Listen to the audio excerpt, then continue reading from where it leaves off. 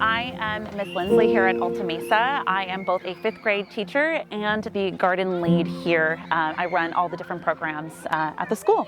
A lot of the science curriculum is out here within the garden beds.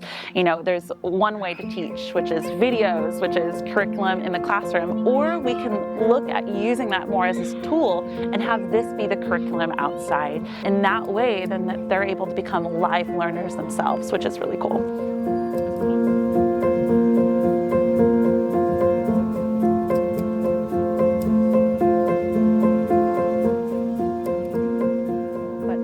In my teaching experience, I've taught kids about photosynthesis, I've taught kids about pollination, I've taught students about decomposition. These are all part of the science standards that I've taught.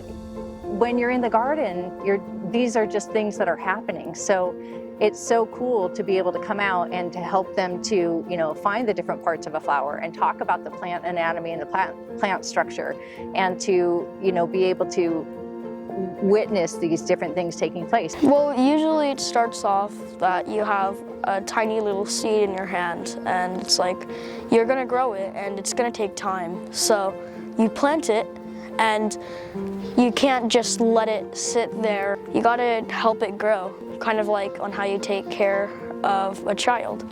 And the more it grows, you're gonna have to move it outside into like maybe your little garden area or outside in your backyard or front yard. So it needs water occasionally, and we come every Monday to water the plants. I learned why plants kind of have their color change and how too much sun, too much water can affect the plants. Here within this program, we have two different kind of ways to grow plants. We have the soil gardens, but we also have the hydroponics. And a lot of the kids are coming in with the knowledge. You have a seed, you put it in the soil, you water it, you give it that sunlight, you become stewards and watch it grow up to something that's edible, and then it goes to your plate. But this program brings it to the next level by bringing in that hydroponics aspect. Some things I've learned from working in the garden is that plants don't actually need soil to grow, as long as their roots are growing. Like the strawberries in our hydroponic out here, they have been growing really fast, actually kind of better than the ones out here, to say. And so then they're using the hydroponic system both in the greenhouse and within their flex farm, within the classroom, and they're watching their plants grow in a way that they didn't think was possible before. So they're really understanding how plants work, which is really cool.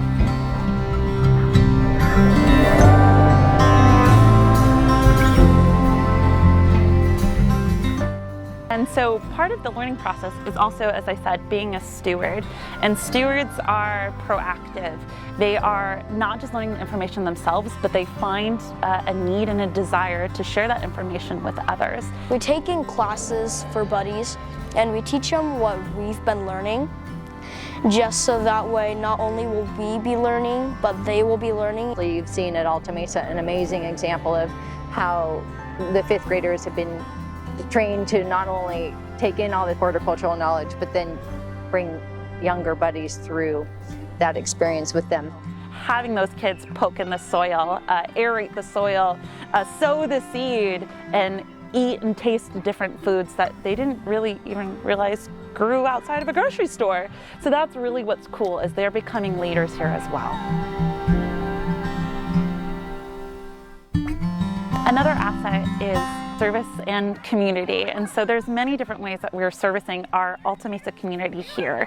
The food that we grow is being consumed here in Garden Club or within our 5th grade classroom in cooking classes. They're harvesting and taking home their harvest bags, which is really, really cool. And then it's providing a large percentage to our cafeteria. That is a huge goal that the students want to do. They want to be able to see the salad, the lettuce that we're growing in the salad bar, so that they can turn to their friends and say, hey, I grew this, you should eat it. And through them, then we're nourishing, kids' bodies, but also their curiosity about health and where it comes from, this amazing food that we grow. So we are able to nourish our 5th grader participants as well as the community around us, within our garden club as well. They're so cool. There's something really, really cool about saying, I grew this. What we're eating, I provided. And it's that sense of excitement and ownership of what they did that they can bring to their families and say, I'm contributing. I, as a kid, am contributing. And that's something you don't often get out of a textbook. We also promote kindness in that we are kind to our environment. We are kind to our fellow students. Well, using our food for good is really simple. It's just maybe if we didn't need the food ourselves, there's always a chance that we could give it to other people that need it.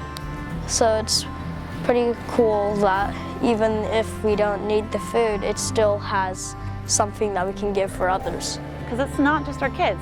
Yes, we have the Alta Mesa students. Yes, we have my 5th grade leaders. Yes, we have the garden club, but we're also bringing in parents. We have had parent nights where parents are coming in and the kids are teaching their parents how to harvest the lettuce and create these salad parties. We have Cal Fresh, Northern Catholic Christian Association. So we have so many different aspects of the community coming in and making this program really special. So I think that the more you plant and the more you care about your plants, the more you care for others.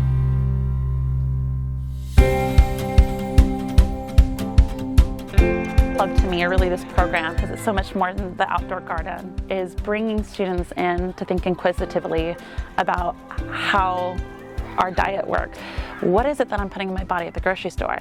Is this something that I've grown before? Why doesn't it look like something that comes out of the garden? And is this something I should be putting in my body? We want kids to start owning their learning. We want kids to ask questions. We don't want kids just to go in and mindlessly learn, mindlessly eat. It's about being proactive and understanding who they are as leaders and what it is that they're putting in their body. These two right here, the ones with the trellises, we have peas and radish in them. We've tried stuff like tea leaves. We've tried pomegranates that are out in the field back there. We've also tried stuff like salad and, made it like from the garden. And then we also had these little green little pods, and then you use it to make salsa. Some of the things we've been able to eat, when the grapevines were ready, we tried those like towards the start of the year. I really liked those. They were really sweet. I had never tasted like fresh grapes before. The midnight tomatoes, I have tried one. They're really like sour-ish sweet, and that's something I also really liked. Growing a garden, having a garden program out of school is really, really important. A lot of kids, their understanding of food just comes from walking in the grocery store and seeing things in plastic, seeing things that have been heavily processed. And so when kids are out here learning what a very low processed to not processed food looks like and tastes like, it gets them excited to then ask questions. They've produced beautiful fresh lettuce, and they've had big class-wide celebration with a salad party. And I remember that they were just so impressed by the fresh and delicious salads that they had made and grown themselves that they said, "This is so good. We should do this instead of pizza parties." Awesome. Yeah. Showing them the science behind it. It makes it so experience-oriented that they can then take this knowledge and remember it and want to explore it further and with the people themselves. And I think it's so cool that this district has prioritized all these horticultural experiences, because to me it's an example of the way the whole child is nurtured in this district.